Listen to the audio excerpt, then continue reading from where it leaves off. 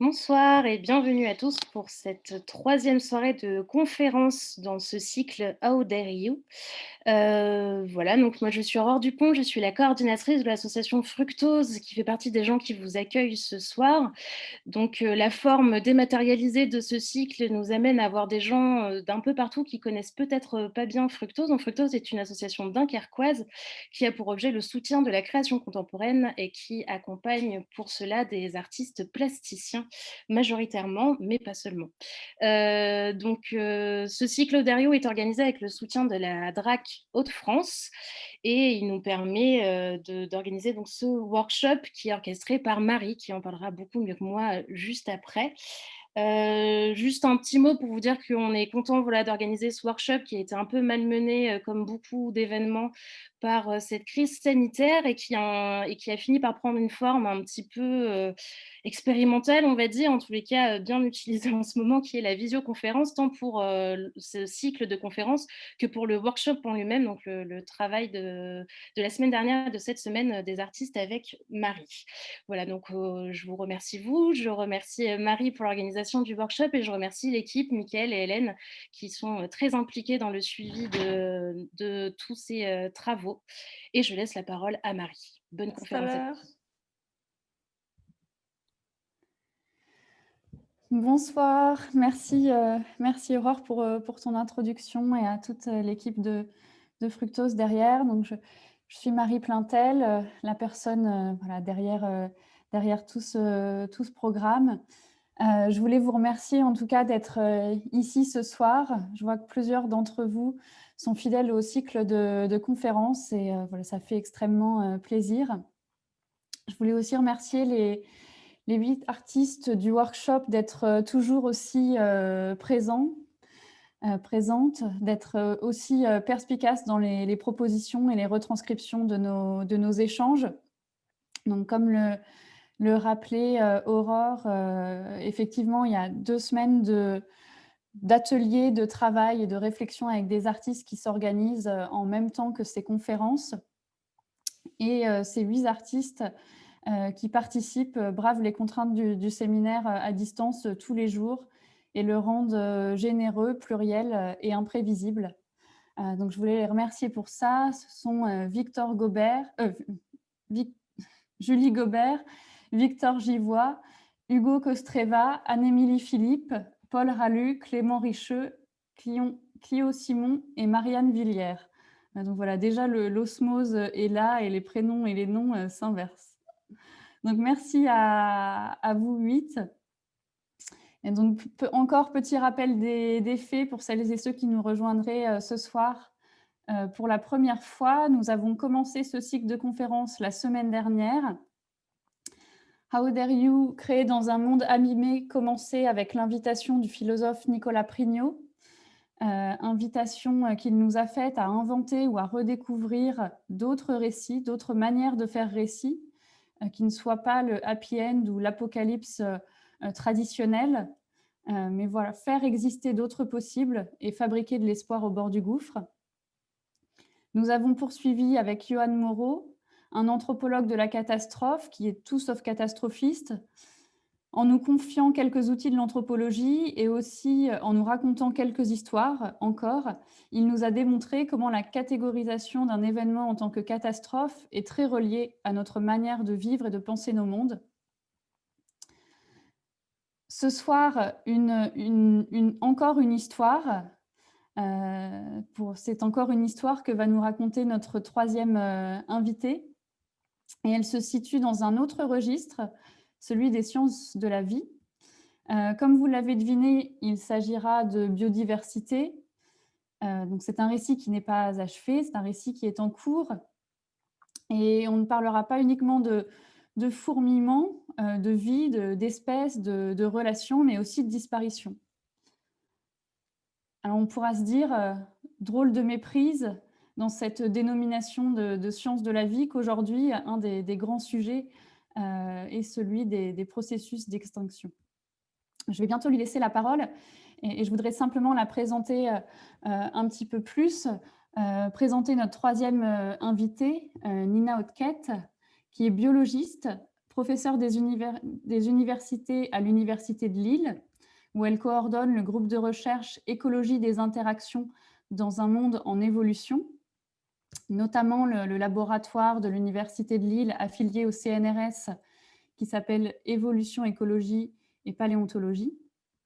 Ces travaux portent sur l'évolution de la biodiversité dans le contexte actuel de changements globaux, changements climatiques tels que nous les connaissons aujourd'hui, mais pas uniquement, elle nous en parlera tout à l'heure. À partir d'études portant sur la betterave maritime ou les interactions plantes-pollinisateurs, elle investigue la diversité des réponses des espèces aux changements globaux, leurs réponses étant limitées. Ils peuvent s'adapter, fuir, migrer, modifier leurs relations interspécifiques, voire s'éteindre plus ou moins localement. En tant que vice-présidente de l'Université de Lille, en charge du développement durable entre 2010 et 2016, il est aussi intéressant de noter, peut-être que ça amènera à des questions à la fin, qu'elle a mené le projet Campus Zéro Carbone à l'échelle du département. Avant de lui laisser la parole pour cette conférence, je voudrais vous préciser qu'il y aura un temps dédié aux questions et aux réponses à la fin de la conférence. Et je vous invite à lever la main. C'est quelque chose que vous pouvez faire en utilisant les boutons qui s'affichent en bas de votre fenêtre Zoom. Et je pourrai alors vous permettre d'ouvrir votre micro et de prendre la parole devant tout le monde. Vous pouvez aussi utiliser le chat conversé que vous trouvez au même endroit en bas de votre logiciel. Et n'hésitez pas à poser les questions et à faire vos remarques à la fois aux conférenciers et aux participants. C'est une petite option qu'il vous faut cocher avant d'envoyer la question. N'hésitez pas aussi à noter, à poser vos questions au fur et à mesure sur le chat. Évidemment, ça nous fera toujours plaisir d'entendre votre voix à la fin. Donc, si vous voulez vous-même lire votre question et la préciser, n'hésitez pas, ça permet de donner un peu de matérialité à nos échanges ce soir. Nina, je te laisse la parole pour cette conférence. Merci d'avoir répondu à l'invitation. À tout à l'heure. Bien, merci Marie, merci Aurore et puis toute l'équipe de Fructose pour cette invitation. Et donc je vais démarrer, je vais partager mon écran et présenter quelques petites histoires. Une histoire de biodiversité du Pléistocène à l'Anthropocène. Alors, je ne sais pas pour vous, mais moi, quand j'étais petite et qu'on partait en vacances dans le sud, et même pas si petite que ça d'ailleurs, le pare-brise de la voiture ressemblait très rapidement à ça. Et il fallait le nettoyer bien souvent finalement sur le parcours. Et maintenant, ce n'est plus vraiment la peine. Alors, que s'est-il passé ? Alors d'abord, qu'est-ce que la biodiversité ? Quand on parle de biodiversité, on pense d'abord à ça, on pense à une diversité en espèces et plutôt ce type d'espèces que vous avez là sur cette image. Si on pose la question à des enfants, par exemple, mais je pense que ça marche aussi pour des adultes, de représenter la biodiversité, vous aurez plutôt le dessin du haut, avec une grande part pour les mammifères, des oiseaux, des papillons colorés, mais beaucoup moins pour des protozoaires, des amibes et des virus, ou des petits insectes pas bons. Et pourtant, la biodiversité, c'est quelque chose d'abord qu'on connaît très très mal. Hein. On a décrit à peu près 2 millions d'espèces, même pas en tout, et on pense qu'il y en a peut-être 30 à 100 millions au total selon les estimations, qui sont difficiles à faire, vous imaginez bien. Et en plus, on a une vision donc très biaisée de cette biodiversité, puisqu'en réalité, la majeure partie de la biodiversité n'est pas constituée du tout par les mammifères, les oiseaux et les papillons colorés, mais plutôt par les insectes d'une manière générale, des vers, des virus, des champignons, etc. Ces espèces sont reliées entre elles par une sorte de généalogie qu'on va appeler la phylogénie des espèces. Et ça explique un petit peu, au moins partiellement, ce biais de vision que l'on a de la biodiversité. Si on demande à des gens s'ils ont de l'empathie pour une espèce, donc est-ce qu'ils sont capables, est-ce qu'ils ont l'impression de comprendre ce qui se passe dans cette espèce, dans sa tête, ou ce qui se passe pour cette espèce, ou si on demande si on va sauvée par rapport à une autre, si elle est en danger, donc ce sera plutôt une espèce d'indice de compassion, eh bien, ces deux indices, ils vont être plus élevés évidemment pour des espèces qui sont proches de nous phylogénétiquement que pour des espèces qui sont éloignées. Alors probablement il y a des signaux qui sont communs, et puis ce sont de plus grandes espèces, on les trouve plus jolies, enfin, il y a tout un tas de trucs. Ça, c'est le premier aspect de la biodiversité. Le deuxième aspect de la biodiversité, c'est la biodiversité que l'on va trouver à l'intérieur d'une espèce, la biodiversité intraspécifique qui va être génétique. Elle peut s'exprimer, comme ici, cette panthère noire, qui n'est jamais qu'une version sombre de la panthère classique. Mais il y a aussi de la biodiversité intraspécifique neutre, génétique neutre, qui n'est pas exprimée, qui correspond simplement aux mutations qui se déroulent régulièrement sur des portions non exprimées de l'ADN. Et le troisième aspect de la biodiversité, c'est la diversité des interactions entre espèces, des écosystèmes ou des paysages. Alors, que s'est-il passé donc pour cette biodiversité?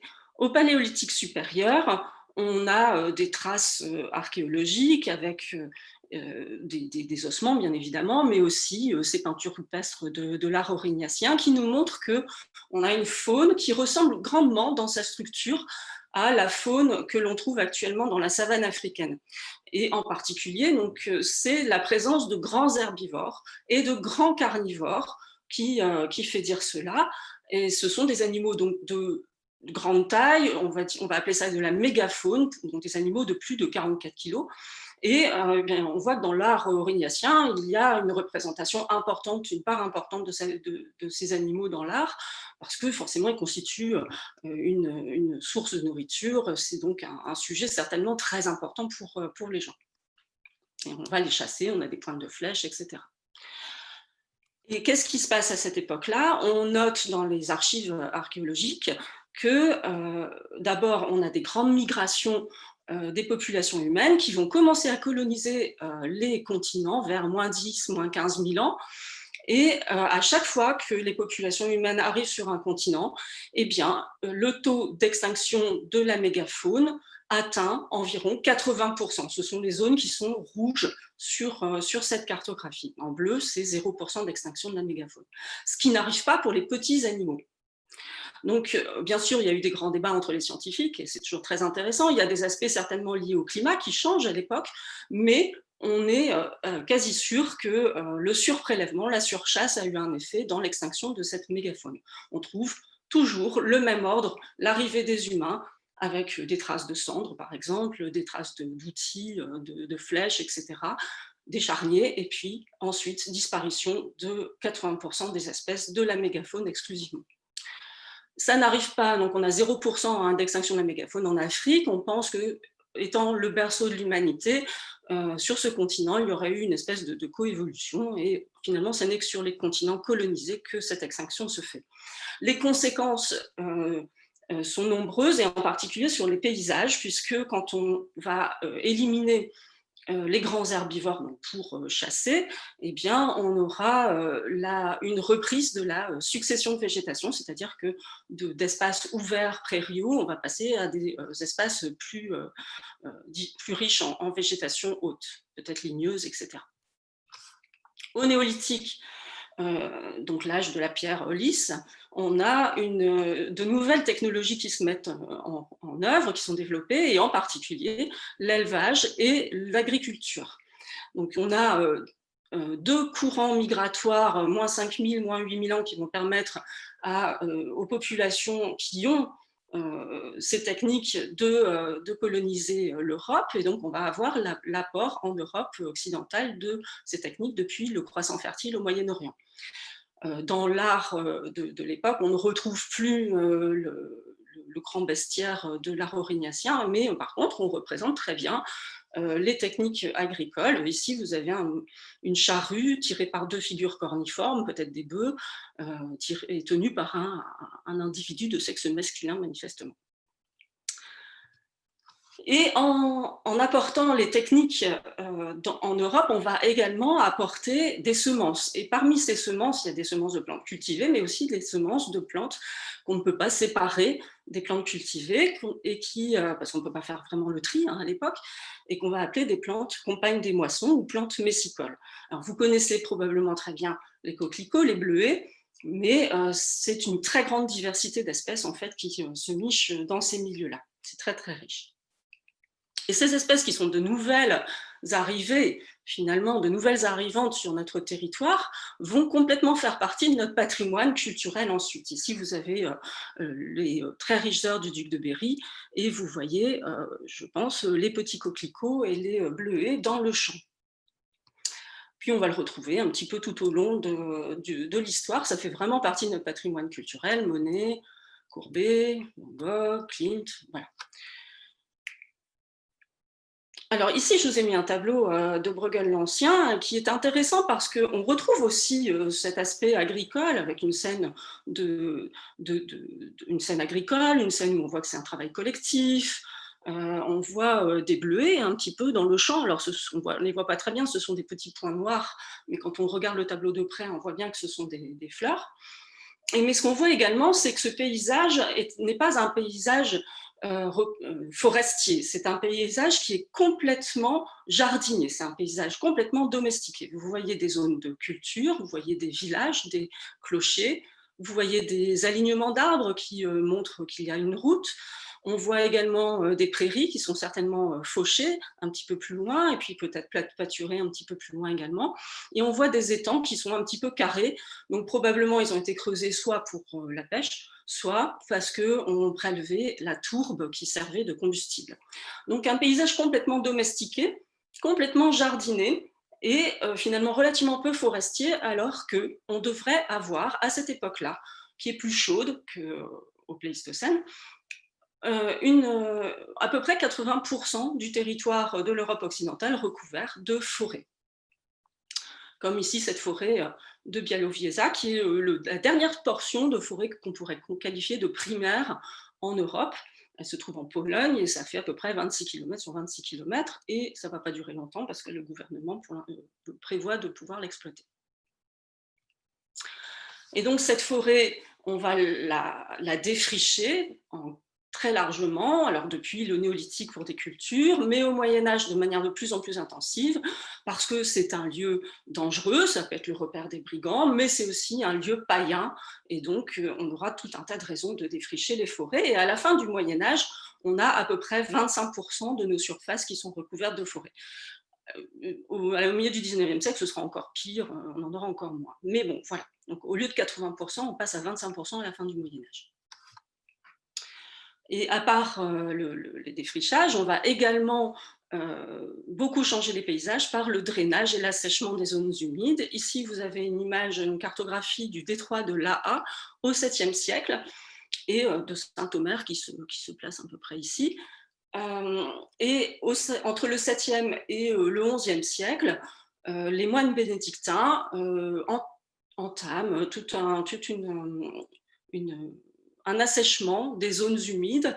Alors les zones humides, c'est pas très pratique, hein, ça limite les déplacements, on a moins de surface de culture, mais aussi c'est encore une zone peut-être un peu maléfique avec des feux follets et puis quelques maladies à l'occasion.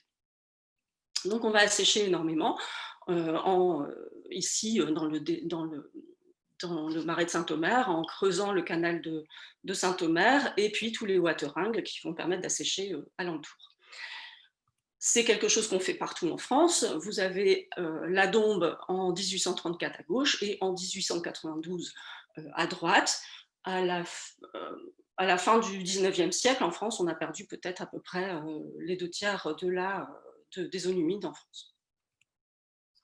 Alors pour l'instant, ça a l'air assez catastrophique tout ça, mais en fait, toute cette période permet encore d'avoir une très belle biodiversité et même peut-être une très grande richesse de biodiversité en raison des mosaïques de paysages que nous avons créés. Donc, au lieu d'avoir uniquement, par exemple, des paysages forestiers sur certains endroits, comme ici en Lozère, le pâturage extensif a permis d'ouvrir les paysages et de créer une mosaïque d'habitats.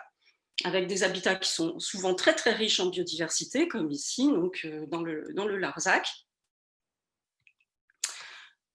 et très riches en faune et en flore qui sont actuellement tout à fait patrimoniaux.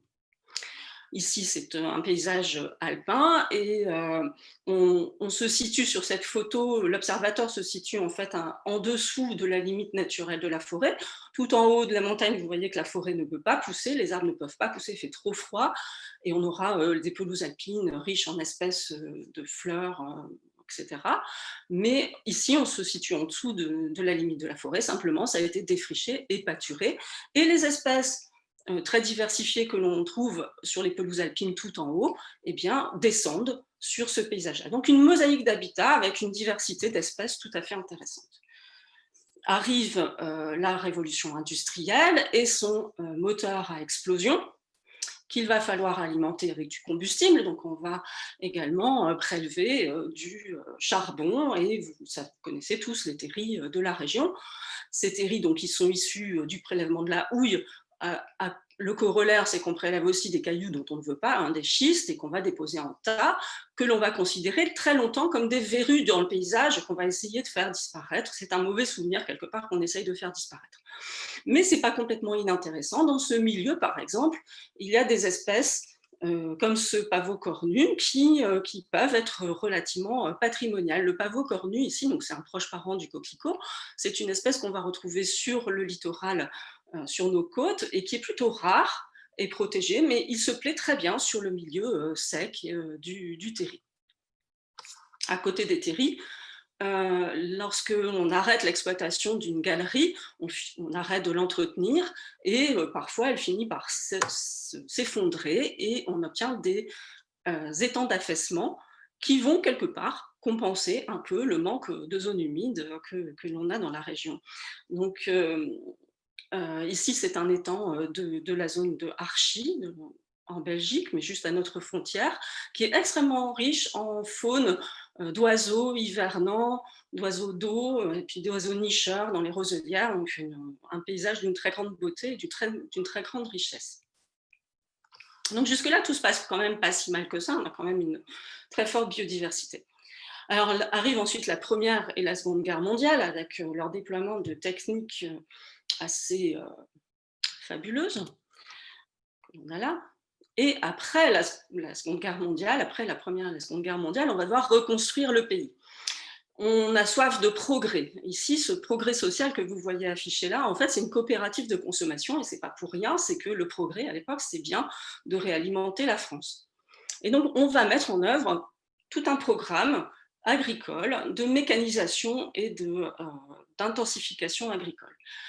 Pour produire des tracteurs, on va utiliser les usines de chars d'assaut qu'on voyait juste avant. Les usines d'explosifs, que l'on a vu également juste avant, vont servir à produire des engrais azotés et des pesticides organochlorés, que l'on va d'ailleurs parfois déverser par avion, alors pas par celui-là, mais par des petits biplans justement de la guerre. Cette agriculture intensive, que certains considèrent d'ailleurs comme une agriculture de guerre, ou le lapsus, va avoir besoin donc de grandes étendues pour la mécanisation. Les obstacles sont gênants. Donc on va mettre en place un programme de remembrement. Ici, c'est la Mayenne entre 1949 et 2016. Et l'idée, c'est qu'on va regarder sur un cadastre les parcelles d'un agriculteur qui sont certainement morcelées, petites, diverses, séparées les unes des autres au gré des héritages et des mariages. Et on va regarder donc, la surface qu'il a, la qualité de ses terres, et on va essayer de lui donner l'équivalent en surface jointive. Ce qui va lui permettre de mécaniser plus facilement, mais pour cela, eh bien, il va arracher les haies bien souvent entre les morceaux, entre les parcelles. Donc on va simplifier le paysage en enlevant des haies, en enlevant des petits bosquets, etc. Et on obtient ce genre de paysage, alors là c'est aux États-Unis, et vous voyez que n'ont plus la place nos petits coquelicots et nos bleuets, en raison de l'utilisation de pesticides qui sont là pour les éliminer tout simplement. Alors, à notre époque, hein, on a également d'autres modes d'agriculture et d'élevage intensif. Ici, ce sont les feedlots que l'on trouve en Amérique du Sud, essentiellement en Australie. On a également un peu partout des élevages industriels de volailles, on reviendra là-dessus. De la déforestation, par exemple pour les plantations d'huile de palme ici en Malaisie, mais à d'autres endroits en Afrique également. Et un corollaire, c'est qu'on a de plus en plus de transports, alors non seulement pour transporter les produits agricoles, mais pas que. Et ces transports, ça nécessite aussi beaucoup de surface. Hein, pour vous dire, par exemple, la surface de boisement dans le Nord-Pas-de-Calais, qui est d'à peu près 8-9%, est à peu près équivalente à la surface de route. Par ces routes, par ces transports, on va également amener tout un tas de nouvelles espèces. Alors, des espèces qui sont parfois voulues, désirées, parce qu'on veut les manger, parce qu'elles sont jolies à regarder et qu'on veut les planter dans un jardin, mais aussi parfois elles viennent sans qu'on les ait réellement voulues, parce qu'elles viennent dans les roues de voitures ou dans les bateaux. Parmi ces espèces qui voyagent énormément et qui arrivent grâce à nos modes de transport, eh bien, il y en a certaines qui arrivent à s'installer, d'autres non. Et parmi celles qui arrivent à s'installer, eh bien, certaines, mais pas toutes, vont supplanter les espèces locales. Donc ici, c'est l'exemple de la Jussie qui remplit complètement les berges, les bords d'eau, les rivières de certains cours d'eau. Un corollaire de ces transports et de cette industrialisation, c'est également la pollution atmosphérique, mais je ne reviendrai pas dessus, mais d'autres modes de pollution également, de pollution des eaux, avec les effets que ça peut avoir sur la faune parfois. La mococadise ici, et l'érica ici. Donc, vous voyez un oiseau englué dans les hydrocarbures. Tchernobyl, bon, voilà, une autre forme de pollution. Et on a également donc, des techniques de plus en plus poussées pour faire du prélèvement, hein, et on aboutit à un surprélèvement incroyable au niveau, par exemple, marin, ici, 400 tonnes de chinchard, ici, dans un seul coup de filet. Ce surprélèvement que l'on vient de voir, la destruction des habitats, soit par utilisation des surfaces, soit par pollution, les arrivées d'espèces exotiques, tout ça va avoir des effets sur des espèces, et des cascades d'espèces, et ça, ce sont les 4 points, les 4 cavaliers de l'apocalypse écologique selon Jared Diamond, qui parlait également de quatuors maléfiques, et donc qui vont causer les extinctions d'espèces. Alors, que reste-t-il de tout ça? Que reste-t-il de nature? En 2018, Watson et collaborateurs ont proposé cette carte. Ils ont fait un bilan et ils proposent cette carte. Donc, sur cette carte, vous voyez en bleu foncé les espaces terrestres hors Antarctique qui sont encore naturels, et en bleu turquoise un peu les espaces marins qui sont encore naturels. Au total, 77% des terres et 87% des océans sont modifiés par les effets directs des activités humaines. Pensez que cette map monde est justement une map monde, il y a une déformation, ce qui donne l'impression que la Sibérie, par exemple, est monstrueuse. Alors, un élément à voir, c'est que le temps s'accélère. C'est-à-dire qu'on a un temps long d'abord, avec une élimination de grands herbivores, de grands prédateurs, et modification des réseaux trophiques et des paysages, puis ensuite une modification des paysages depuis le néolithique, le Moyen-Âge, et tout ça c'est un temps long, et on a quand même une diversité de paysages, une mosaïque tout à fait intéressante. Là où ça va un petit peu moins bien, c'est quand même un petit peu sur la fin, et sur le XXe siècle. Alors, ces effets, vous le voyez, sont majeurs, et beaucoup de chercheurs ont proposé de parler d'anthropocène. L'anthropocène, ce serait une nouvelle ère géologique qui succéderait à l'ère géologique de l'Holocène, dans laquelle on était jusque-là. On pensait être, en tout cas. Et maintenant, il va falloir dater l'Anthropocène. Alors, l'Anthropocène, pour la dater, il faut que ce soit une période qui se distingue par des valeurs que l'on peut mesurer au niveau géologique sur l'ensemble de la planète. Alors, on peut regarder un certain nombre de variables. Alors, par exemple, nous avons ici en bleu la température moyenne planétaire, qui augmente évidemment à la fin brutalement. Nous avons en rouge le CO2 atmosphérique planétaire, qui augmente également brutalement à la fin, vous le savez. Et puis, on a en vert le méthane atmosphérique qui va diminuer jusqu'à environ 5000 et remonter ensuite jusque nos jours. Donc, avec un changement de régime important. Ce méthane atmosphérique, on peut le mesurer dans les glaces du monde entier. Donc, c'est bien un phénomène géologique planétaire. Et qu'est-ce qui se passe à moins 5000 ans? Eh bien, justement, ça correspond assez bien au développement et à l'extension de l'agriculture néolithique, à son arrivée en Europe. Et le méthane, justement, est un gaz qui est produit par une décomposition modifiée des végétaux, de la matière organique.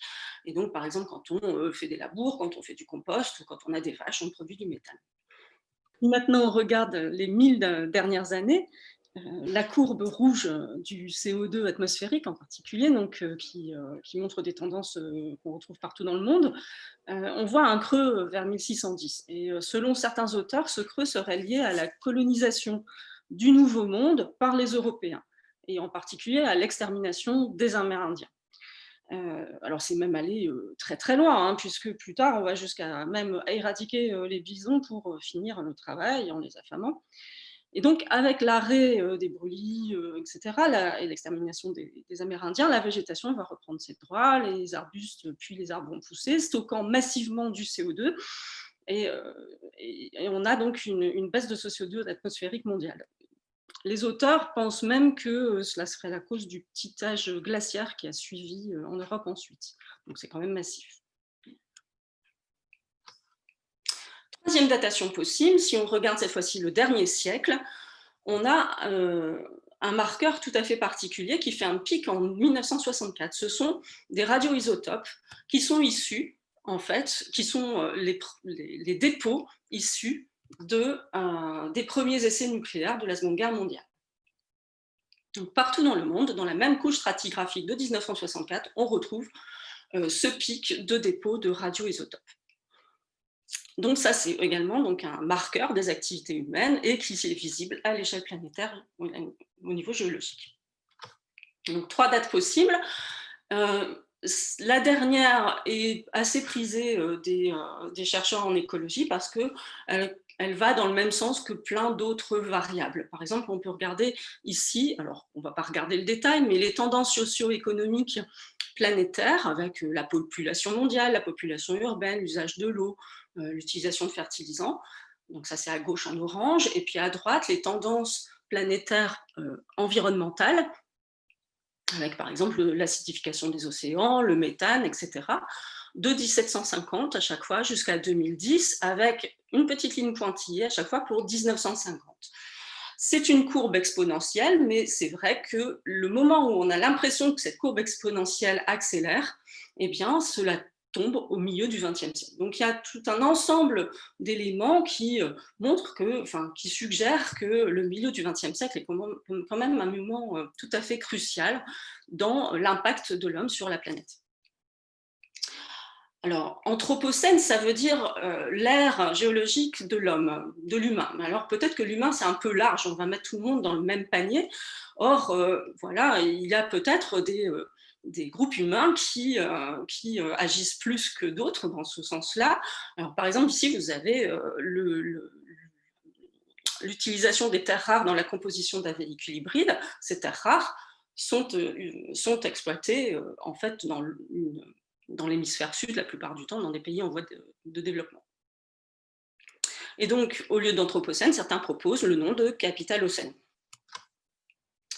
Certains proposent également, au lieu d'anthropocène, le nom de thanatocène, Thanatos, le dieu grec de la mort.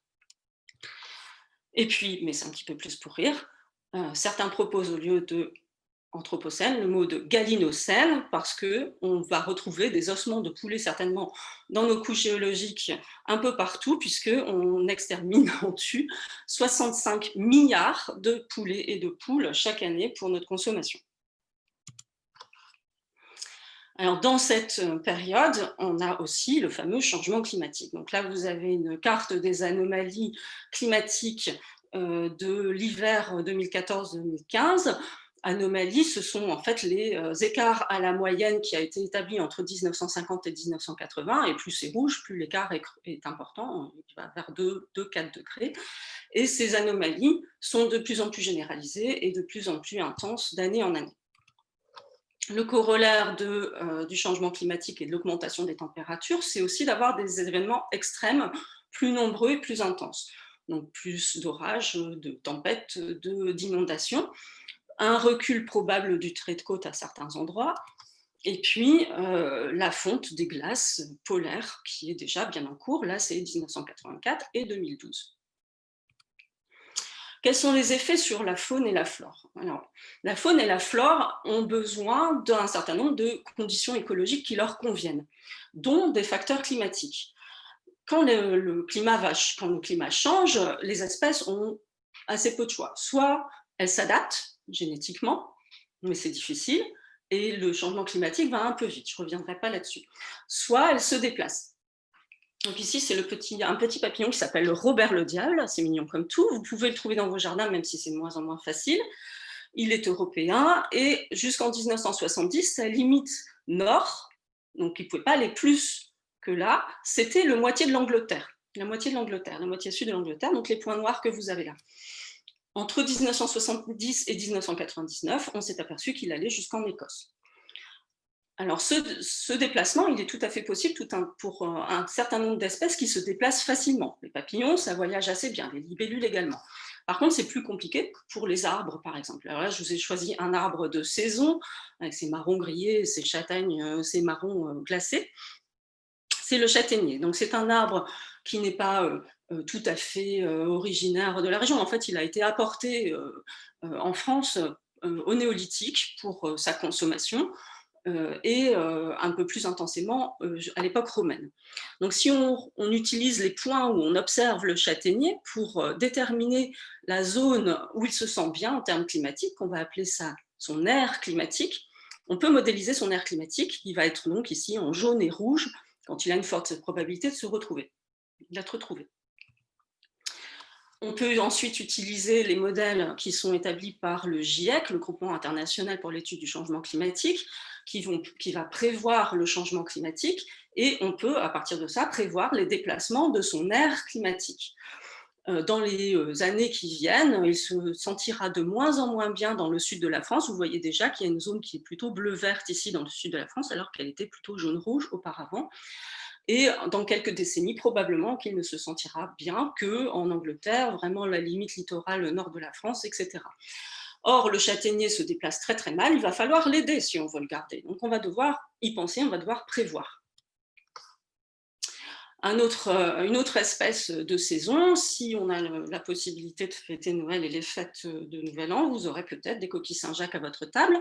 Voici son aire climatique ici en rouge, donc qui entoure un peu, je ne sais pas si vous voyez, la Grande-Bretagne, le Royaume-Uni, et puis qui longe nos côtes.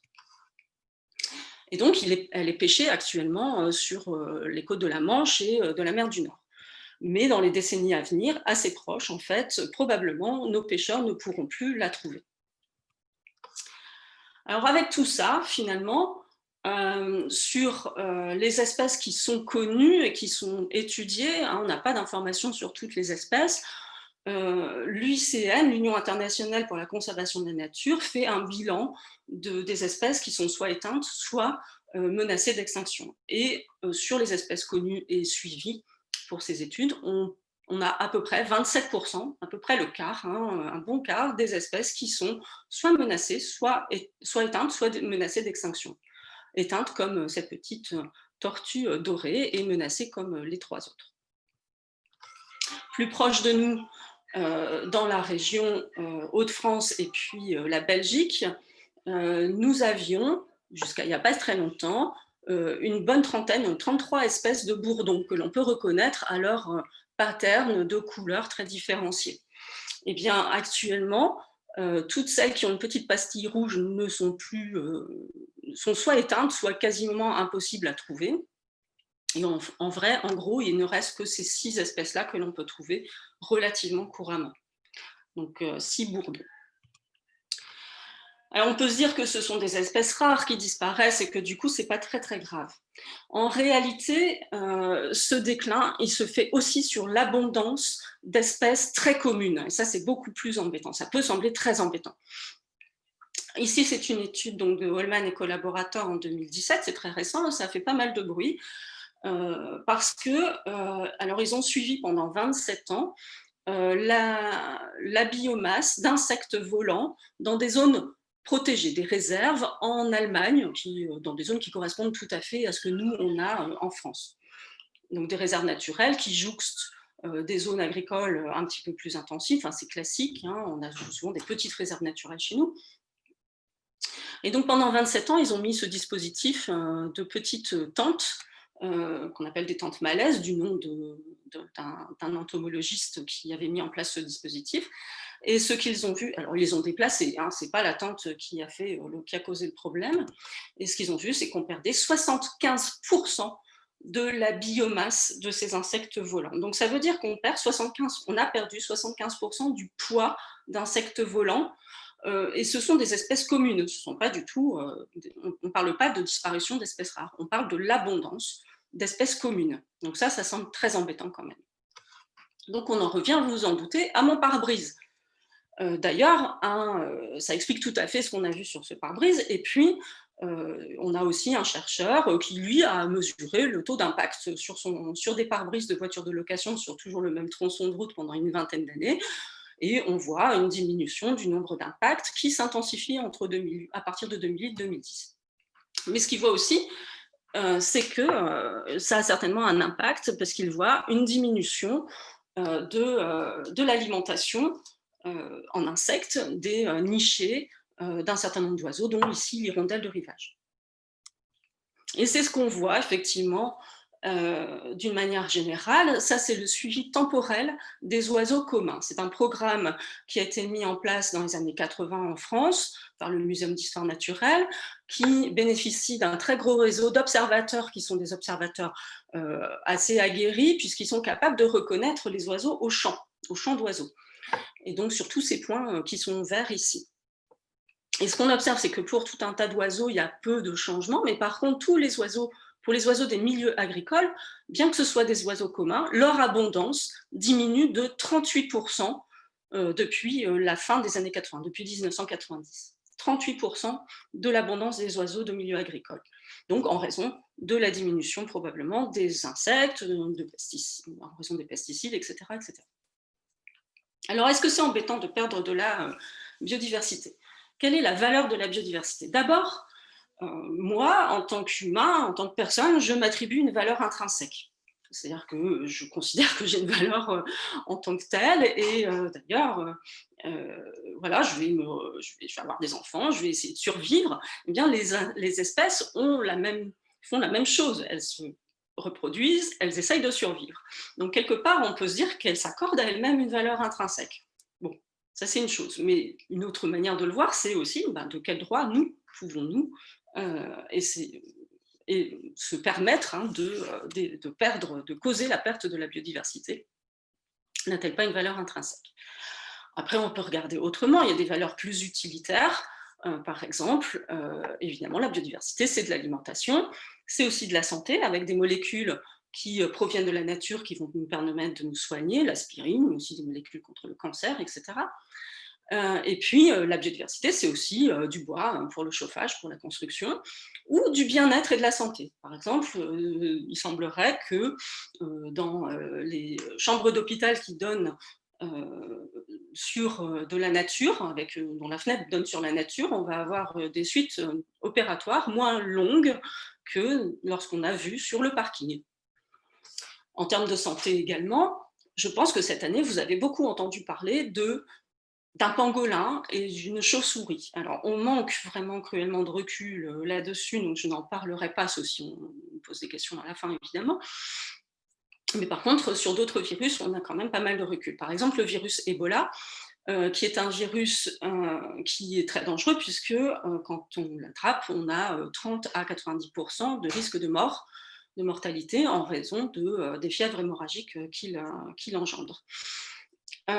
Et ce virus est attrapé parce que quand on va rentrer sur le territoire de la biodiversité, quand on va s'attaquer et réduire la biodiversité. En fait, le virus Ebola, on l'attrape, est attrapé à chaque fois est déclenché par le prélèvement de viande de brousse.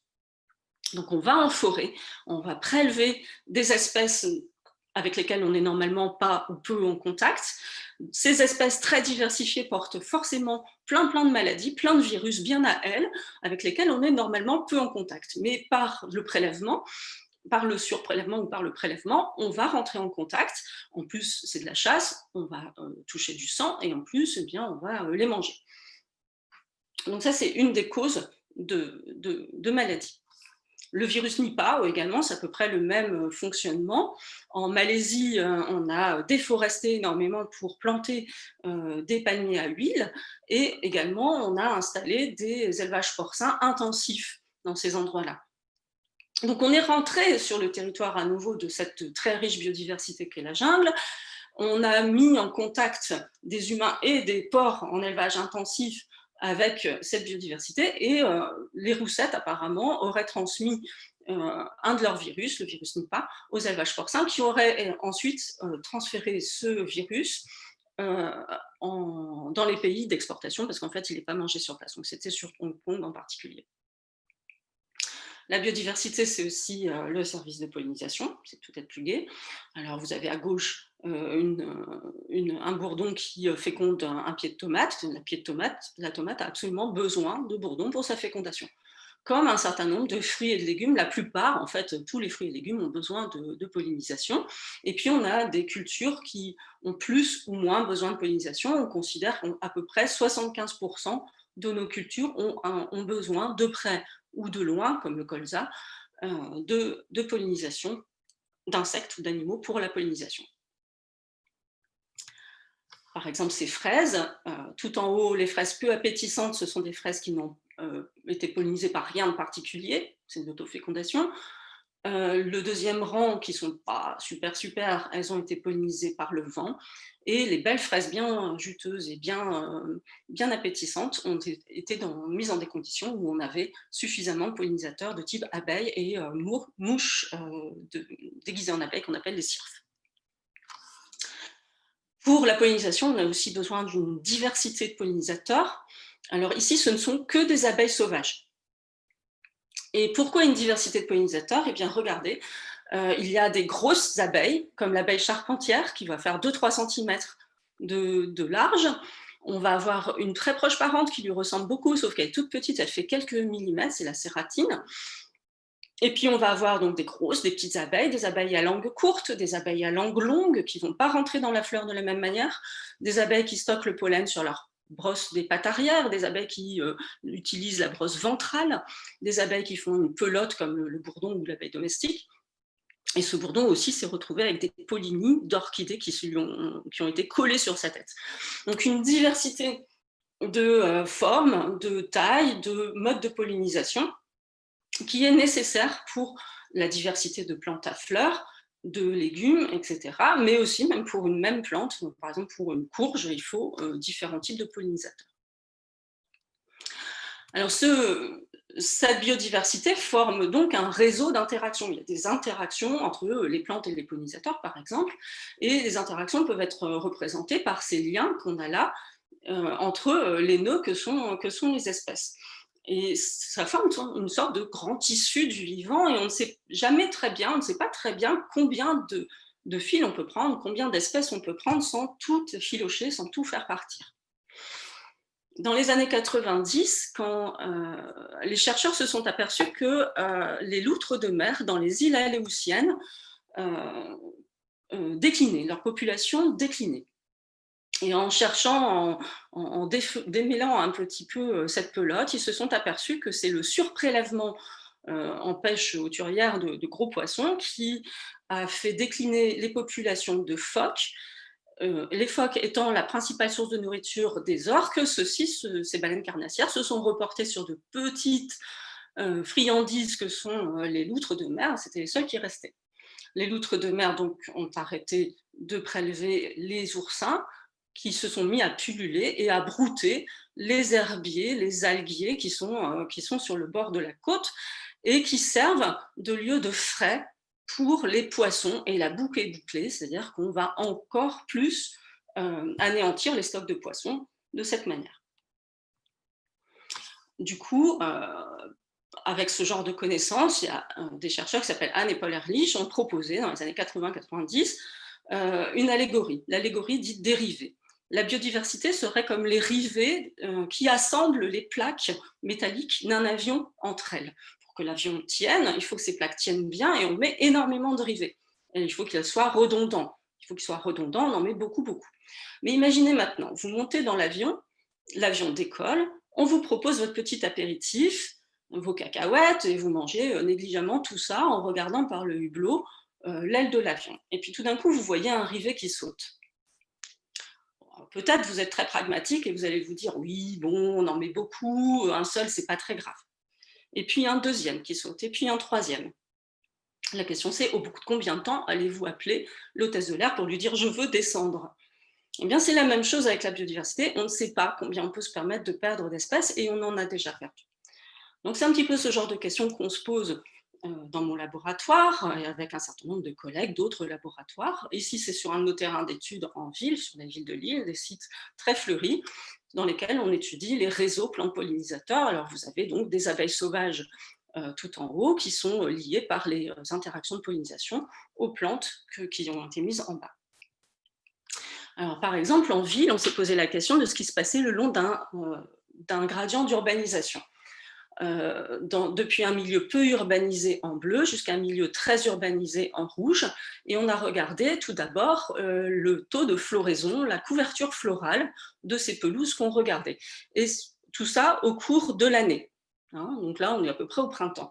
Et ce qu'on a vu, c'est que la floraison est plus précoce, le printemps est plus précoce dans les milieux urbanisés. Alors pourquoi? Eh bien parce qu'en ville, on a des matières qui gardent la chaleur, comme le macadam, on a des bâtiments qui vont chauffer, on a également le vent qui est arrêté, et donc il y a un effet îlot de chaleur en ville, qui va donc rendre le printemps des fleurs plus précoces. Mais par contre, ce n'est pas du tout la même chose pour les pollinisateurs qui venaient sur ces plantes. On n'a vu aucun avancement du printemps, aucun avancement de l'activité des pollinisateurs. Donc là, on se dit immédiatement qu'il va y avoir des modifications profondes des réseaux qu'on a regardés. Après, en ville, aussi, certains collègues se sont également aperçus qu'on agissait parfois également sur ces réseaux, par exemple lorsqu'on met des ruches d'abeilles domestiques. À Londres, il y a par exemple 10 ruches d'abeilles domestiques par kilomètre carré, ce qui est assez important.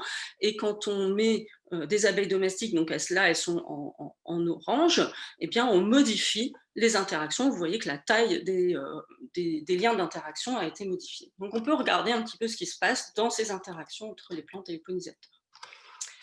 Alors j'arrête là et probablement là je vous ai mis dans un état d'éco-anxiété assez avancé.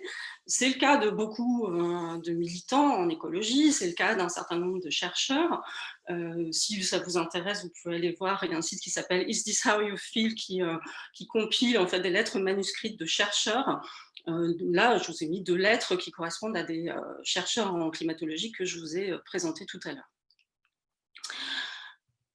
Mais on peut faire des choses. Alors, il y a des programmes qui ont été mis en œuvre depuis fort longtemps. Maintenant, par exemple, ici, ce programme de réintroduction du vautour fauve dans les Grands Causses, dans le parc des Grands Causses, et c'est un programme tout à fait incroyable qui a très bien fonctionné.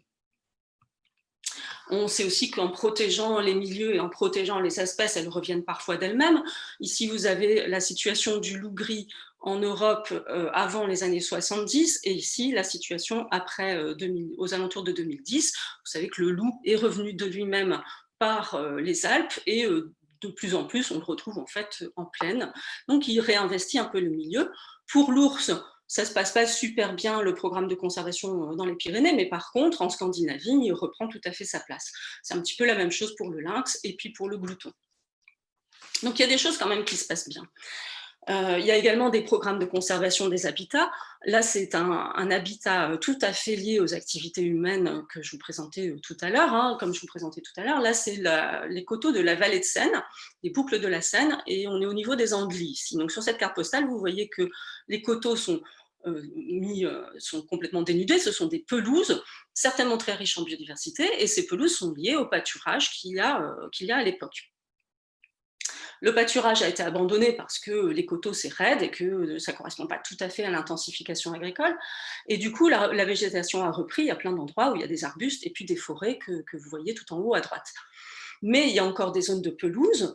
Et pour maintenir la diversité très importante d'espèces qu'il y a sur ces pelouses et la grande mosaïque d'habitats, on en maintient quelques-uns par le pâturage écologique, cette fois-ci par les espaces naturels en lien avec des bergers que vous avez là.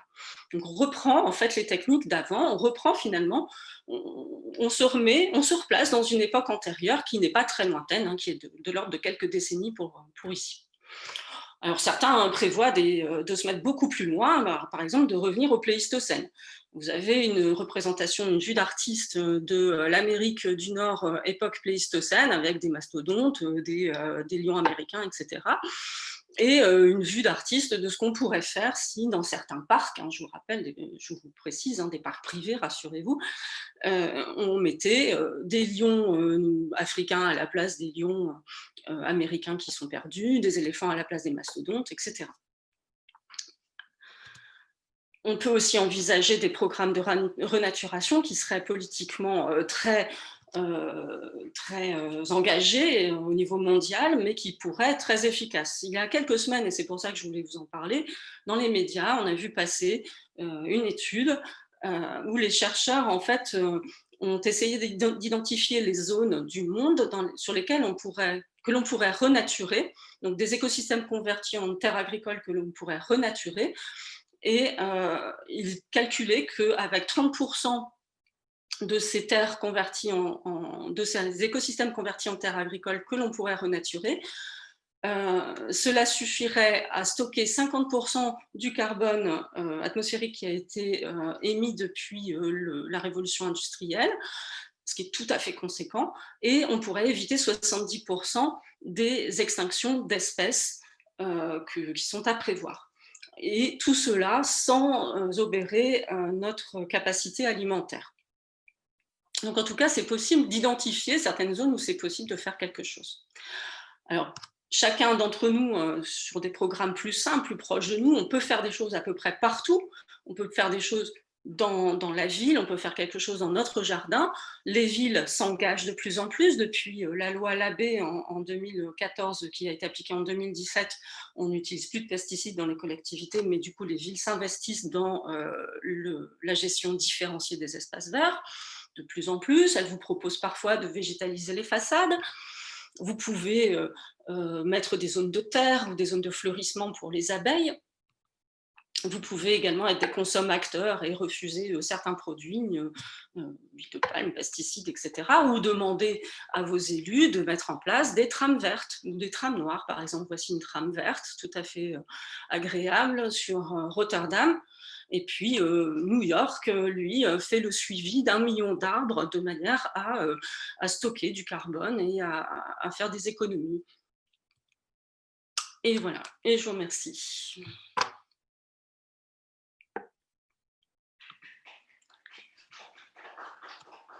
Merci beaucoup, Nina, pour cette belle conférence, ce panorama de l'évolution de la biodiversité. Merci aussi de nous avoir montré ces belles images pendant ce récit qui n'était pas toujours gai, comme tu nous l'as dit, et puis de finir avec ces initiatives. Alors, il y a plusieurs merci dans les conversations déjà, et puis quelqu'un qui a levé la main au tout début de la conférence, Léonore. Alors, je ne sais pas si elle souhaite prendre la parole tout de suite. Je ne vois plus sa main levée. Léonore, n'hésite pas à nous dire si tu veux parler. Alors, je vais passer tout de suite la parole à Clio Simon pour une question.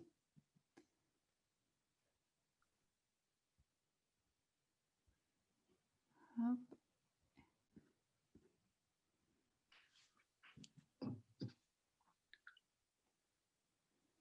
Est-ce que ça marche? Oui, ça fonctionne si on t'entend. Oui. Bonsoir, merci Nina pour cette conférence. Moi, je n'ai pas pu m'empêcher de penser à un lieu qui me tient très à cœur à Lille, qui est la friche Saint-Sauveur. Alors, de ce fait, j'ai un peu envie de vous écouter à ce propos. La question que je me pose, c'est de savoir quel est l'impact des sciences humaines et sociales aujourd'hui dans nos institutions. Oui. Et je me permets de vous poser du coup cette question par rapport à votre propre expérience, si vous souhaitez en parler, peut-être pas, je ne sais pas, mais en tout cas, voilà, qu'en est-il quelles sont vos pensées par rapport à cette friche? Merci beaucoup. Alors, ouais, il y a 2 questions dans l'une. Alors, l'impact des sciences humaines et sociales, moi, c'est vrai qu'on essaye de plus en plus d'avoir des travaux interdisciplinaires, et ça, typiquement, moi j'aime bien le faire, et on travaille avec des collègues géographes, avec différents collègues, de manière à effectivement bénéficier de leurs compétences. Je pense que c'est d'autant plus nécessaire qu'effectivement on est dans un milieu extrêmement anthropisé, et si on veut que nos recherches déjà elles aboutissent, on a besoin de se faire accompagner parce qu'ils ont les compétences pour ça, mais par exemple les géographes, mais aussi parce que si on veut que ça aboutisse en termes sociaux, économiques, bien évidemment, c'est mieux de travailler tous ensemble. Alors maintenant, l'application, elle est pas forcément directe. Donc là, par exemple, sur la friche Saint-Sauveur, moi, je n'avais pas de site. J'ai des sites à côté, et j'avais pas de site parce que on savait déjà que cette friche était vouée à disparaître, et on ne voulait pas risquer d'avoir des problèmes lors du programme. Donc on ne peut pas directement appliquer. Et après, bon, moi, ce que je pense de cette friche, mais évidemment, il y a de vraies questions sur la façon dont on doit concevoir la ville. Et il n'y a rien de simple à ça. Il est certain que dans un cadre de changement climatique, et en particulier dans une ville très dense telle que Lille, l'effet îlot de chaleur surajoute au changement climatique. Donc, il y a des modèles qui sont faits qui disent très clairement que si on ajoute par exemple 10% d'espace vert au sein d'une ville urbaine dense, eh bien on va compenser l'augmentation des températures dans cette ville pour quelques décennies. Donc, il y a des enjeux majeurs. Je veux dire, il y a un moment donné où la ville va devenir un milieu difficile à vivre. Donc il faut pouvoir concevoir des espaces contrer, faire des îlots de fraîcheur contre les îlots de chaleur. Et donc les îlots de fraîcheur, typiquement, eh bien, c'est quoi? Ce sont des espaces verts. Il faut des arbres, il faut des espaces verts, il faut des pelouses. Donc la friche Saint-Sauveur pourrait très bien servir à ça. Et la ville de Lille, finalement, a peu d'espaces verts par habitant si on regarde le territoire vraiment du centre de la ville. Si évidemment on inclut les espaces de la Melle, on a pas mal d'espaces verts, mais ils sont un peu plus en périphérie. Donc oui, la friche Saint-Sauveur pourrait servir à ça. Maintenant, c'est un problème de gouvernance, et c'est certain qu'il faut une multiplicité de compétences et aussi des choix politiques qui vont affecter ça, cette décision, bien sûr. Je ne sais pas si j'ai répondu. Oui, merci beaucoup.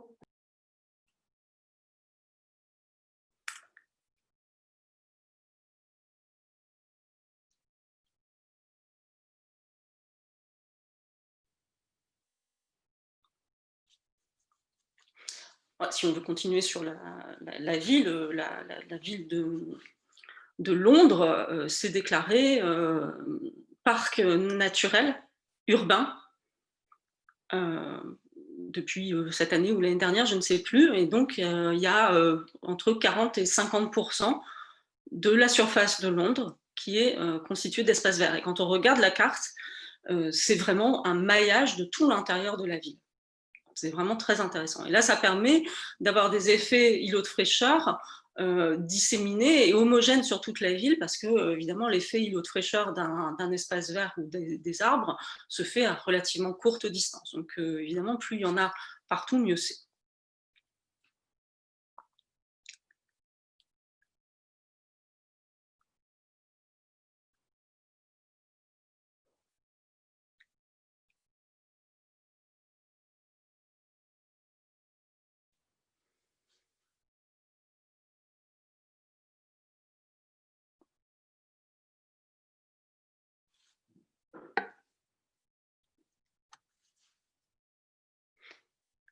Oui, je crois que Marie, on ne t'entend pas. Ah, merci. Oui, je disais que Marianne Villière dans le chat dit beaucoup d'informations, des émotions, difficiles de rebondir à chaud et merci encore. Donc Marianne, tu la reverras, Nina, demain matin puisque c'est une des artistes qui participe au workshop. Bon, bah, tant mieux parce que je suis désolée d'avoir ressuscité autant d'émotions. Je sais que c'est pas facile, mais bon, voilà. On verra ça demain du coup.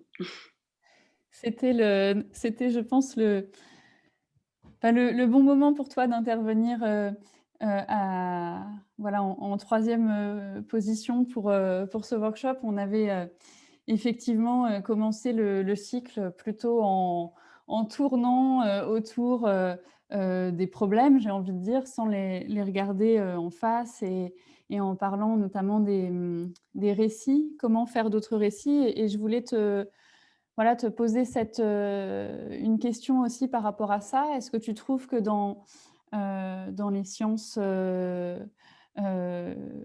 la vie, est-ce que tu penses que en biologie, en France, autour de toi, tu vois émerger aussi de nouvelles manières de raconter cette histoire et pour voilà, aussi ouvrir des perspectives qui ne soient pas forcément sombres? Oui, mais il y a forcément plusieurs manières de raconter. Effectivement, moi j'ai choisi aussi un angle qui est que finalement on a affecté la biodiversité depuis très longtemps, mais avec des effets positifs à tout un tas de périodes. Donc ça, c'était déjà un angle particulier. C'est pas forcément, on ne le trouve pas forcément partout. C'est pas que c'est faux, mais c'est que c'est aussi une façon de le proposer. L'histoire des récits, c'est aussi ce que je vous ai proposé finalement sur l'Anthropocène. L'Anthropocène ou le Capitalocène ou le Galinocène, c'est un récit différent, c'est-à-dire qu'on ne voit pas la même chose dans ces phénomènes. Est-ce que même l'Anthropocène existe? C'est aussi un autre récit. Il y a la Technocène aussi. Bon, voilà, il y a toute une façon de présenter les choses. Et bien sûr, il y a les récits de notre avenir qui sont différents aussi allez, on va dire d'un champ thématique à l'autre ou d'une personne à l'autre. Et ça va être profondément affecté par peut-être notre état d'éco-anxiété aussi, nous, chercheurs. Je pense vraiment qu'il y a des chercheurs qui sont plus catastrophistes que d'autres. Et voilà, et ça dépend de son propre récit. Est-ce que ça dépend un peu de notre âge, de ce qu'on a vécu, de ce qu'on a vu.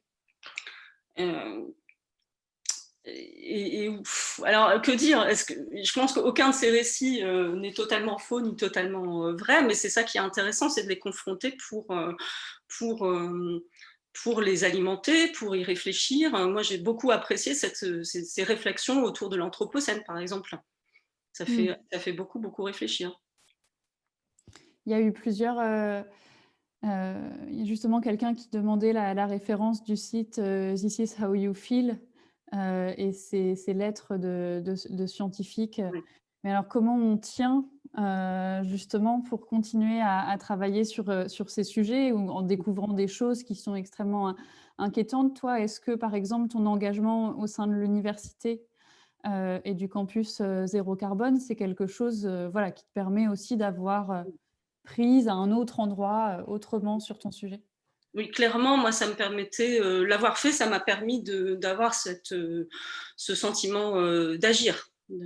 Voilà. Est-ce que tu peux Donc en ça, dire quelques mots pour ouais, ceux donc, qui ne connaissent pas ce projet? pendant 10 ans, hein, donc de 2010 à 2016, j'ai eu la chance d'être vice-présidente sur le développement durable à l'université de l'île 1 à l'époque, parce qu'on n'avait pas encore fusionné.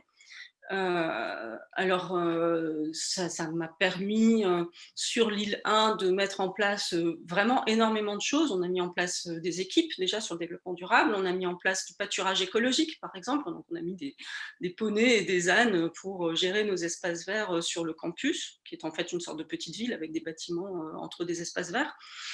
On a mis en place plein de choses avec les services, et ça c'était super intéressant, c'est de travailler avec les services et de voir que finalement il y a eu énormément de gens motivés, on a fait beaucoup de trucs.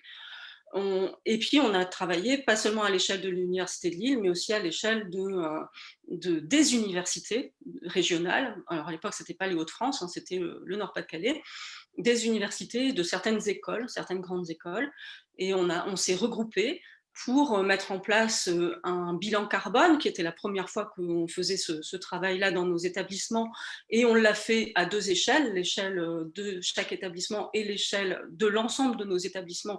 Et ça, c'était vraiment très enrichissant parce que ça a permis de développer les méthodologies dans les services, ça a permis de poser des questions, ça a permis de voir quels étaient nos problèmes. En fait, on pensait tous, par exemple, que c'était essentiellement le bâti qui allait poser problème. Alors, le bâti posait énormément de problèmes, mais les déplacements étaient quelque chose de complètement faramineux. Parce qu'il faut bien imaginer que, par exemple, sur le campus de Lille 1 seulement, on avait 20 000 étudiants, plus 3 000 personnels, ça fait énormément de déplacements. Et on a le métro, mais il n'y a pas que des déplacements en métro. Voilà. Et donc, on a pu pointer ce genre d'éléments. Et après, on a mis d'ailleurs en place un plan de déplacement de nos établissements, toujours à l'échelle de l'établissement et à l'échelle de l'ensemble des établissements. Donc, c'était vraiment très, très enrichissant. Ça m'a permis, oui, d'avoir un peu l'impression de faire quelque chose, d'être dans le concret, d'être dans l'action et de compléter un petit peu mon travail de chercheur qui peut effectivement être un petit peu stressant et un côté bizarre parfois quand on trouve quelque chose. On trouve un résultat, on se dit chouette, j'ai un résultat, puis après on fait ah non, en fait il est horrible. Et donc avoir parfois une action, c'est quand même super, super bien. Mais bon, puis voilà, on a mobilisé des forces incroyables, il y avait plein de gens, on a fait des groupes de travail, tout le monde était super motivé, c'était juste fantastique. Alors, il y a une question, Nina, de Diane, qui nous emmène sur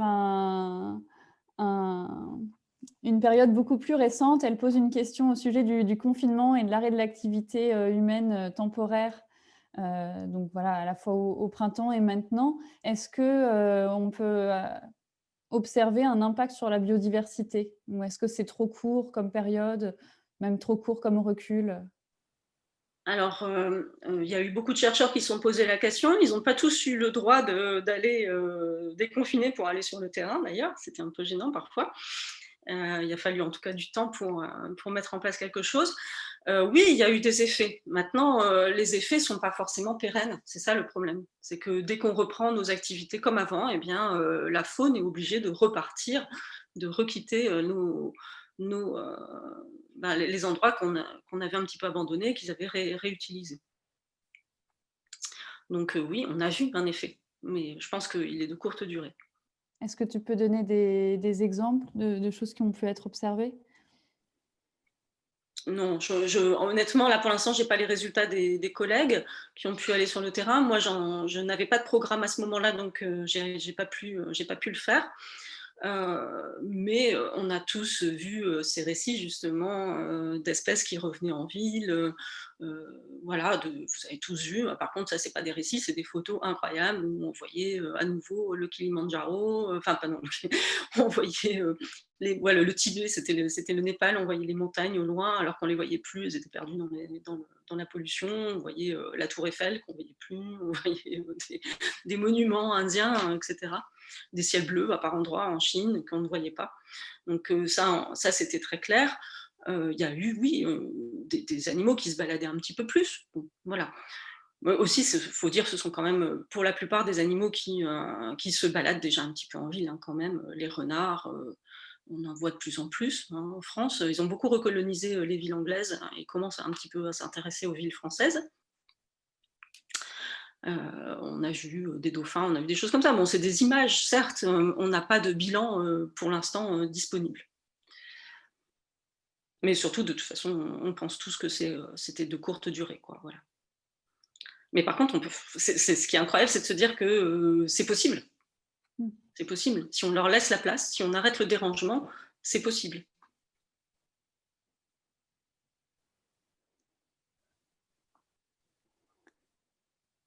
Alors, est-ce qu'il y a des questions, soit dans le chat, soit des personnes qui souhaitent prendre la parole?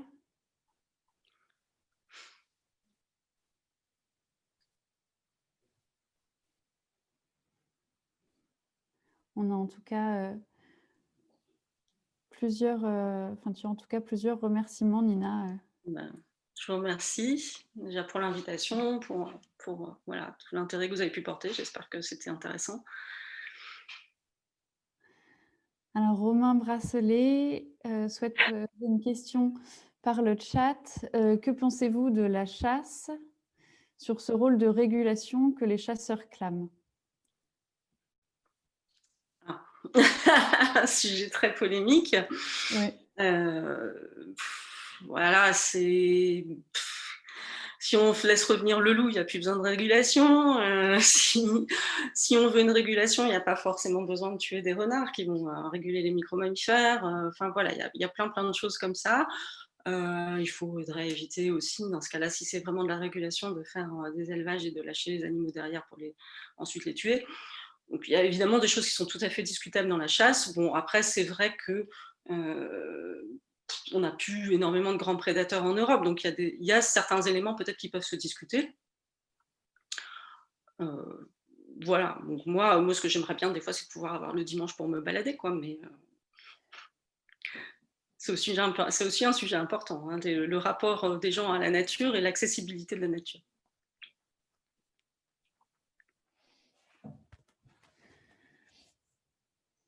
Merci Nina. Alors s'il n'y a pas davantage de questions, on va vous laisser voilà, digérer toutes ces informations et puis voilà, chercher, comme Nina nous y invite aussi, des endroits où on peut agir. Alors, une question m'arrête dans la conclusion. Marianne, est-ce que ce ne serait pas principalement l'agriculture et l'utilisation des pesticides qui créent la destruction des espèces, particulièrement insectes? Alors, c'est une question de Florian et pas de Marianne. Oui, alors oui, c'était un petit peu effectivement le fil hein, de ce que je proposais, c'est qu'effectivement, avec l'agriculture intensive, bon, il n'y a pas que ça, il y a tout un tas de causes de destruction des habitats naturels. L'usage des sols, c'est aussi la ville, l'accroissement de la ville, c'est aussi les routes, c'est aussi plein de trucs.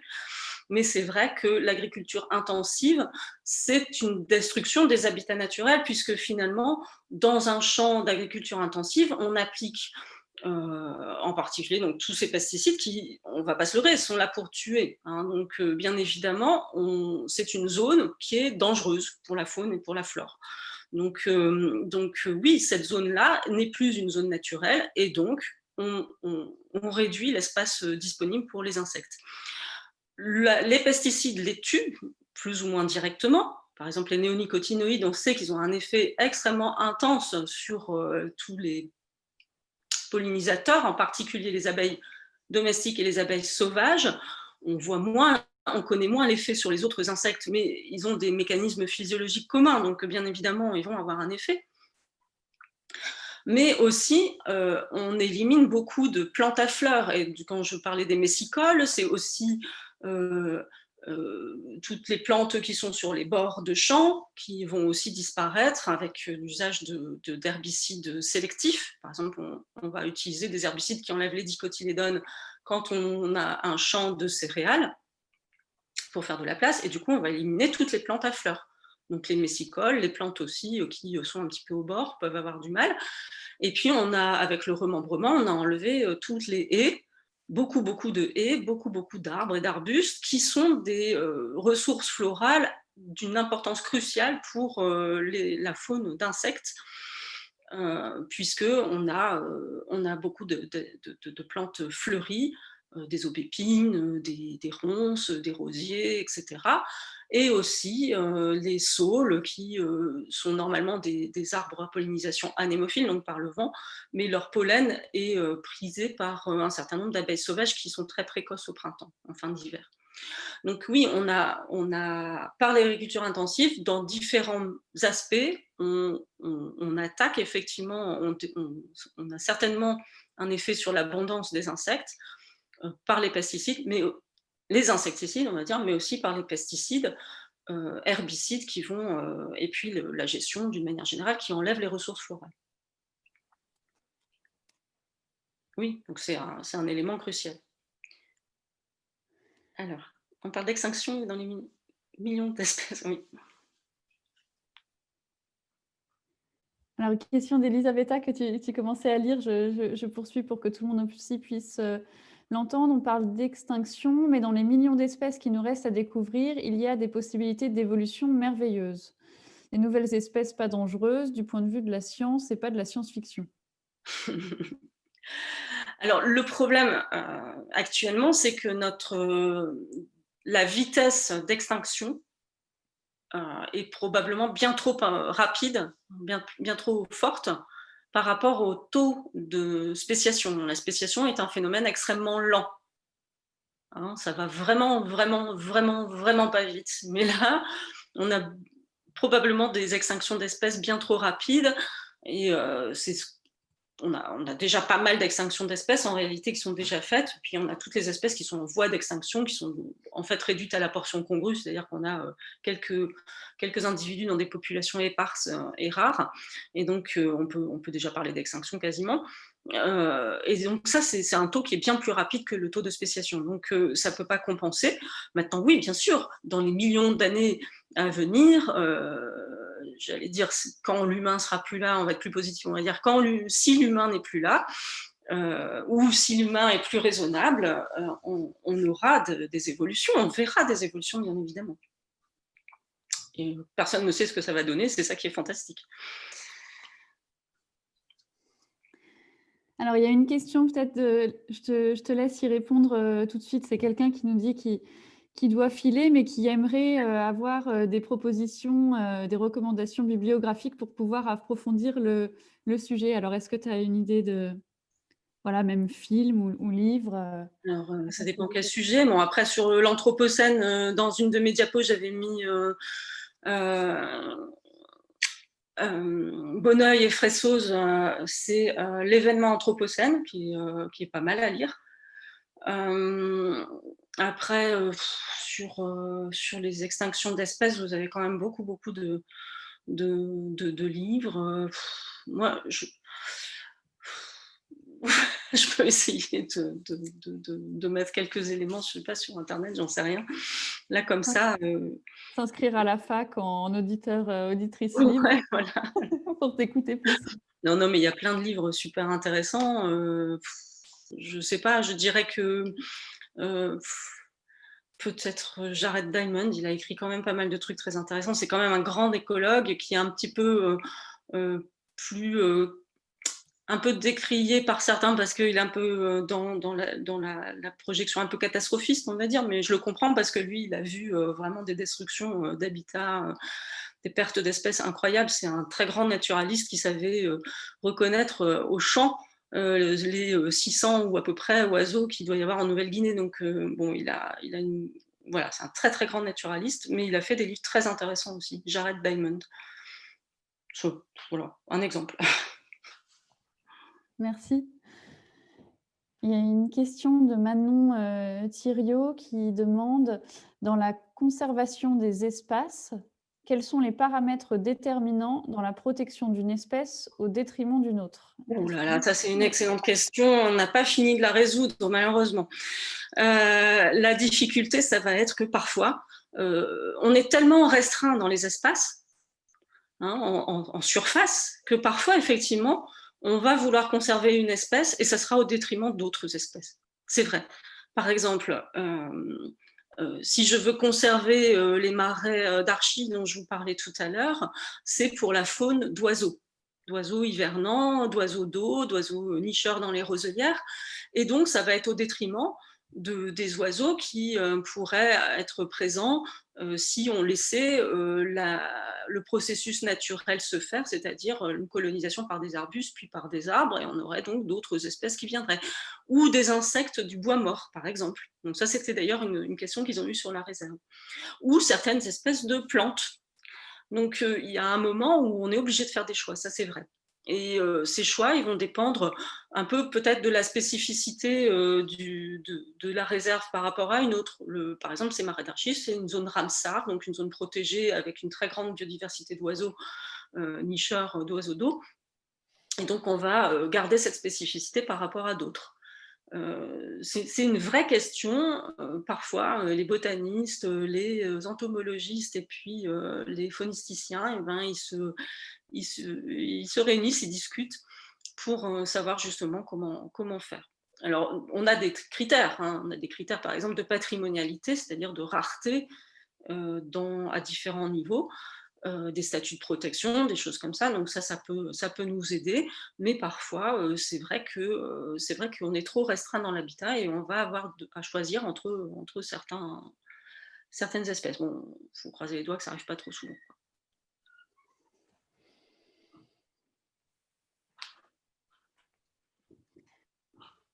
Alors, il y a un commentaire de Valentin Dromard. Je pense que les solutions pour préserver la biodiversité, nous en avons. Mais comment se fait-il qu'on ait tant de mal à généraliser les actions telles que celles que vous avez mises en place pour les universités? Est-ce une question de politique? Il dit « Je demande ça dans le sens où les connaissances sont là et s'enrichissent, mais les actions arrivent lentement. » Oui. Alors, on n'a pas tous la même lecture de ça, je pense, hein, déjà. Un des éléments, c'est évidemment que oui, on a des connaissances, mais des connaissances où jusque-là, on se projetait dans un temps relativement long, donc ça ne faisait pas très peur. On comptait sur les évolutions technologiques ou le progrès, voilà, pour résoudre le problème. Maintenant, le temps est moins long, donc peut-être les questions vont se poser différemment. On commence aussi à comprendre, à pouvoir évaluer la valeur d'un bien, d'un écosystème, par exemple. On peut dire, voilà, une zone humide, ça va protéger des crues et donc ça va éviter des catastrophes de tel ordre et de tel coût, ou alors ça va dépolluer l'eau. Par exemple, le bassin versant de New York, ils avaient, donc c'est les Catskills, les montagnes qui sont là-bas, ils avaient des eaux très très polluées. Le maire de New York maintenant s'enorgueillit de pouvoir boire l'eau du robinet grâce au programme qu'ils avaient mis en place. Ils avaient calculé que des stations d'épuration, ça coûtait beaucoup plus cher que de mettre en œuvre des programmes d'agriculture durable sur le bassin versant. Donc il y a des choses comme ça qui permettent d'agir, qui donnent des raisons d'agir, on va dire. Je pense qu'il reste toujours de toute façon un élément politique ou idéologique, une idée. Voilà. Maintenant, quand on essaye de fournir, scientifiques, de fournir les outils pour donner les raisons d'agir.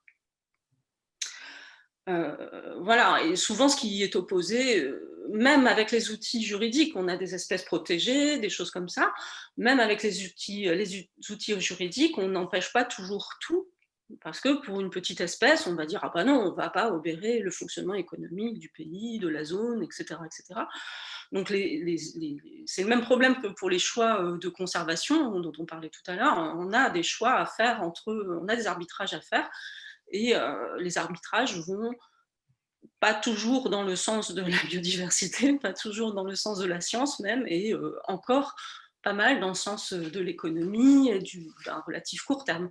Ça, c'est certain. Mais je pense qu'il y a une prise de conscience quand même du public qui est quand même incroyable par rapport à avant. Hein. Quand dans les années 60-70, les gens parlaient d'écologie, de changement climatique, les gens les prenaient pour des fous, pour des rabat-joie, et on tournait le dos immédiatement. Maintenant, tout le monde est plus ou moins sensible à ça.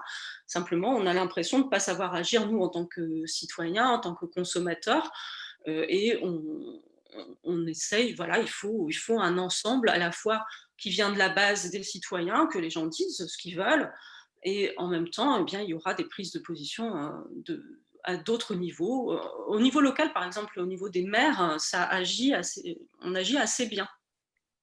Il y a quand même des prises d'opposition assez fortes par les maires des villes. Donc oui, on a différents niveaux d'action et il faut les multiplier. Et aussi, c'est une manière peut-être de faire face à l'éco-anxiété, en se disant, voilà, je fais des choses, on voit des choses se faire, et ça c'est assez fantastique quand on voit les choses se faire. Ça fait du bien. Il y avait une recommandation dans le chat d'un film documentaire. Marine parlait du film documentaire Anthropocène de Jennifer Béchoil. Je ne crois pas l'avoir vu. Tu recommandes si tu l'as. Non, je ne crois pas l'avoir vu, je le regarderai. Et Valentin te remercie pour ta réponse. Merci. Question de Marianne. Est-ce que des études économiques, elle dit, j'avais vu une étude qui monétarisait le service du vivant. Est-ce que des études économiques peuvent être des leviers d'action? Très triste, mais on est décidément une espèce vraiment étrange. Oui, alors bien sûr, et c'était ça l'idée en fait des chercheurs dans les années 90, je crois. L'idée, c'était d'abord, c'est venu des économistes qui ont commencé à essayer d'évaluer les valeurs de la nature. Et puis ensuite, il y a eu des écologistes écologues qui ont essayé de le faire, ils se sont rejoints et ça a créé une discipline tout à fait nouvelle, hein, un truc transdisciplinaire qui en a émergé. Et donc, ils ont essayé d'évaluer les valeurs, de monétariser effectivement les services écosystémiques. C'est un petit peu ce que je vous ai présenté d'ailleurs dans la diapo sur New York, où ils présentent les effets en termes de stockage de CO2, mais aussi en effet de dollars, tout simplement, de leur action de conservation des arbres sur la ville de New York. C'est aussi ce qu'ils avaient mis en œuvre, c'est ce qu'ils avaient avancé quand ils ont mis en place ce programme d'agriculture durable sur le bassin versant de New York pour dépolluer l'eau. Donc ça peut être des outils et ça a été utilisé comme tel. Alors, il y a des chercheurs en écologie qui n'apprécient pas ça du tout parce que quelque part, monétariser, c'est aussi réduire le vivant à quelque chose, voilà, qui n'est peut-être inférieur finalement à ce que c'est. Ça veut dire aussi qu'il va falloir discutailler sur plein de choses. Est-ce que cette espèce-là, on va la garder? Ben non, parce qu'on n'est pas capable d'évaluer la valeur monétaire de cette espèce. Alors qu'en fait, peut-être elle a un rôle, mais simplement, on ne connaît pas tout. Voilà, et qu'on ne lui accorde pas la valeur intrinsèque qu'elle a aussi, certainement. Donc, il faut un peu des deux. Il y a des lois, par exemple, en France, en Europe, dans le monde entier, qui sont basées sur la valeur monétaire, c'est-à-dire qu'il y a la valeur, en tout cas, de services écosystémiques. Mais il y a aussi des lois, par exemple les lois de protection des espèces, qui sont là basées sur la valeur intrinsèque. On ne sait pas du tout la valeur de telle espèce, mais c'est simplement le fait qu'elle soit en danger fait qu'on la protège. Donc il y a un peu des deux.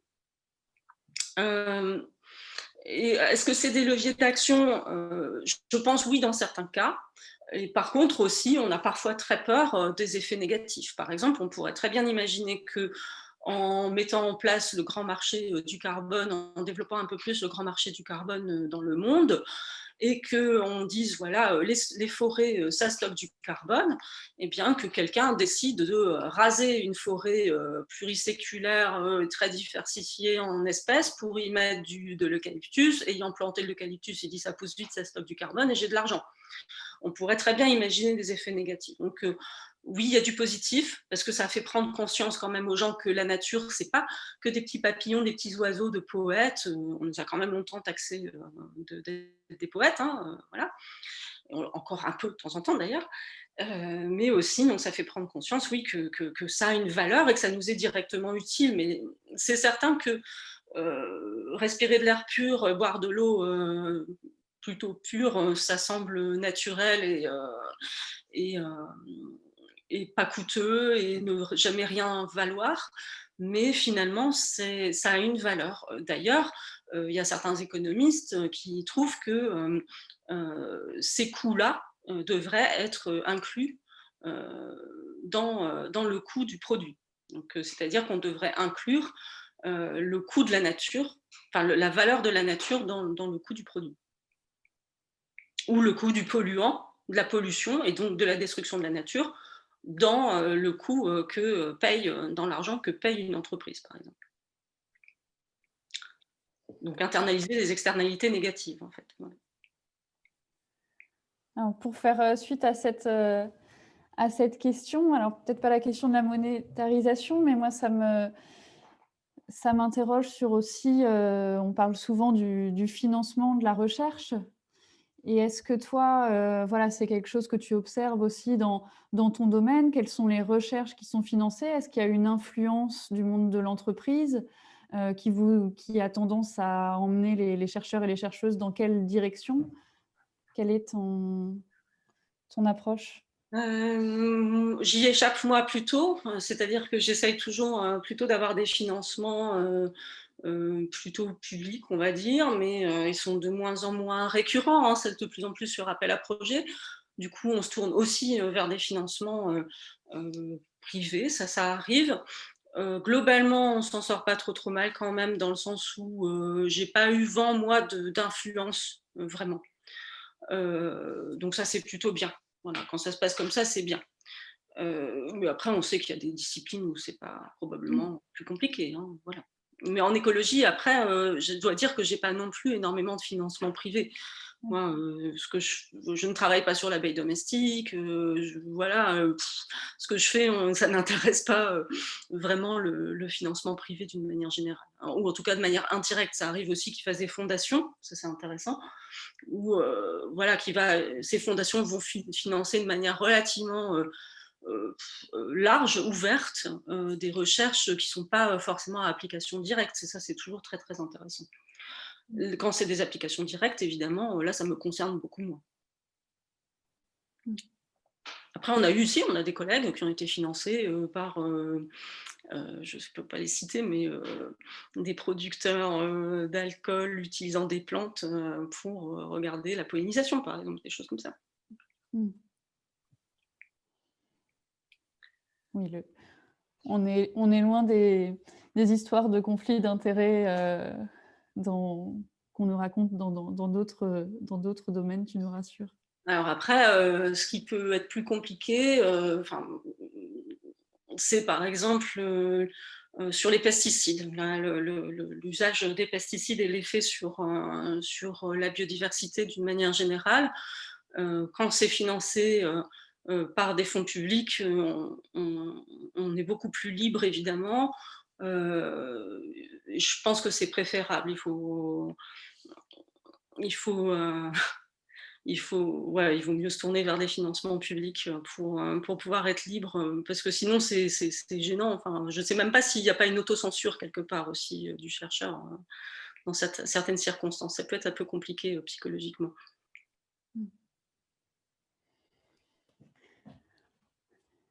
Alors, on a Clément qui te remercie pour la conférence et qui donne un conseil aussi de film, Koyanis Katsi, qu'on pourra renvoyer le lien à tout le monde. Il dit 2h30 d'images en écho à cette conférence avec une superbe BO de Philippe Glass. Ah, le lien n'est pas le bon. Non. Ok. Très bien. Merci. Alors, je vais juste réécrire pour tout le monde Hop.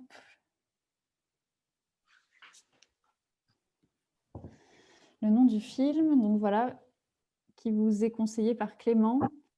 Et Léonore a une question, je vous la lis. En écho à la conception de l'économie et de l'écologie comme deux choses séparées, je pense au livre de Denot, Économie de la nature, dans lequel il parle de l'origine du terme économie, à la base conjoint avec celui d'écologie.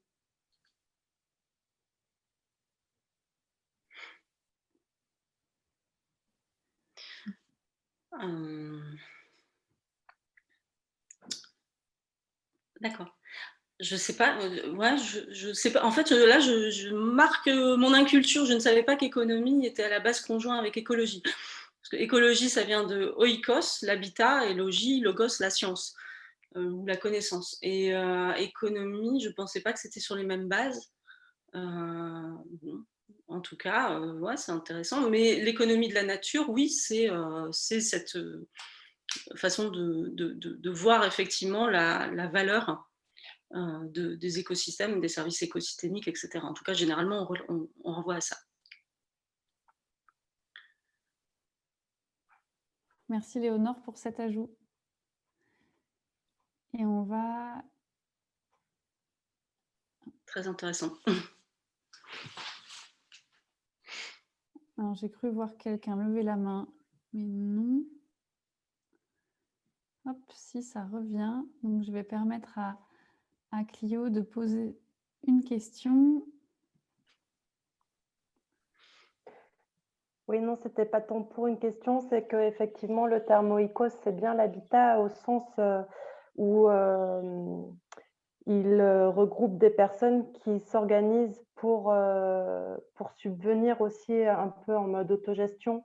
Enfin, là, je grossis un peu le caractère la définition de ce terme, mais c'est effectivement comment est-ce qu'on fait habitat ensemble en considérant l'environnement qui est le nôtre et comment est-ce que cet environnement peut nous nourrir.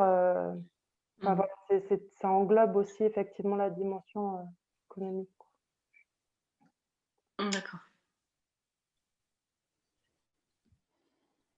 Merci Clio.